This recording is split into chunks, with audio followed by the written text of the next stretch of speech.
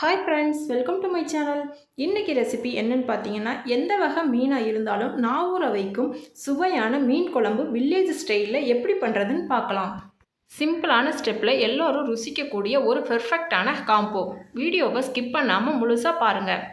இப்போ தான் நம்மளோட சேனலை ஃபஸ்ட் டைம் பார்க்குறீங்கன்னா நம்மளோட வீடியோவை பார்த்துட்டு உங்களுக்கு பிடிச்சிருந்தா நம்மளோட சேனலை லைக் பண்ணுங்கள், ஷேர் பண்ணுங்கள், கமெண்ட் பண்ணுங்கள், சப்ஸ்கிரைப் பண்ணுங்கள்.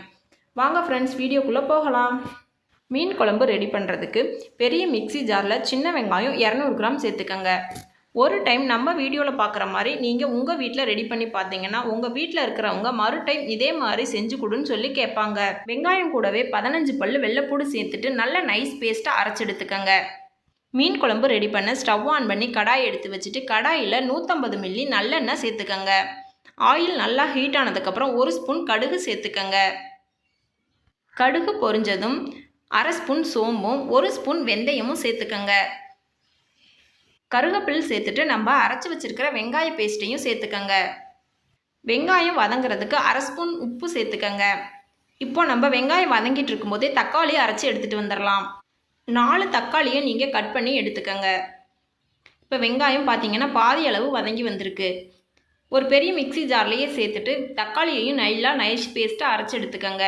வெங்காயம் வதங்கினதுக்கப்புறம் நம்ம அரைச்சி வச்சுருக்கிற தக்காளி பேஸ்ட்டையும் சேர்த்துக்கங்க. தக்காளி பேஸ்ட் சேர்த்ததுக்கப்புறம் நல்லா மிக்ஸ் பண்ணி அடி பிடிக்காத மாதிரி பார்த்துக்கங்க. எண்ணெய் பிரிஞ்சு வந்து மச்ச வாசனை எல்லாம் போயிடணும். இப்போ 1/2 ஸ்பூன் மஞ்சள் தூள், 2.5 ஸ்பூன் மல்லித்தூள், 1 ஸ்பூன் தனி மிளகாத்தூள் சேர்த்துக்கங்க.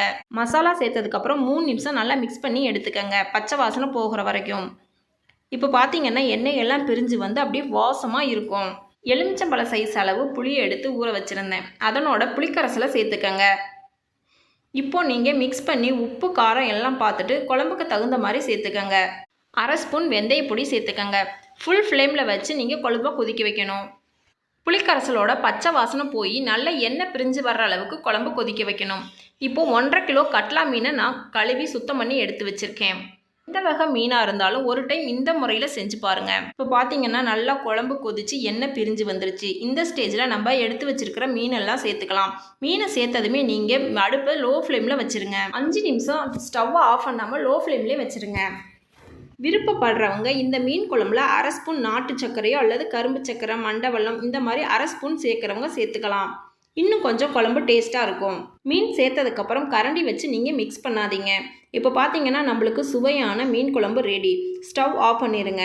இந்த வீடியோவில் நெத்திலி கருவாட்டு குழம்பு எப்படி பண்ணுறதுன்னு பார்க்கலாம்.